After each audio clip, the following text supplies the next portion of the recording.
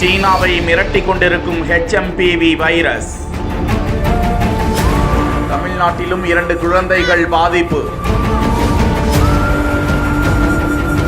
சுகாதாரத்துறை வெளியிட்டிருக்கும் அறிவிப்பு என்ன?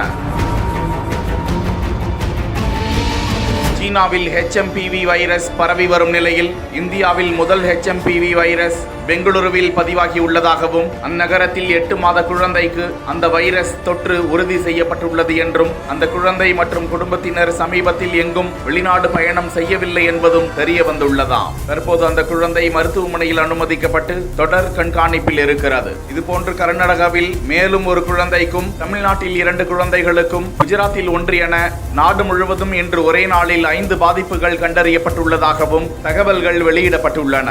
இந்த நோய் பாதித்தவர்களுக்கு முதலில் ஜலதோஷம் போன்ற அறிகுறிகள் இருக்குமா, பின்னர் அந்த தொற்று காற்றில் பரவி வைரஸ் தொற்றாக பரவும் என்றும் இந்த வைரஸ் தொற்றானது நேரடி தொடர்பு மூலமாகவோ அல்லது வைரஸால் மாசுபட்ட பொருட்களை தொடுவதன் மூலமாகவோ பரவுகின்றதா.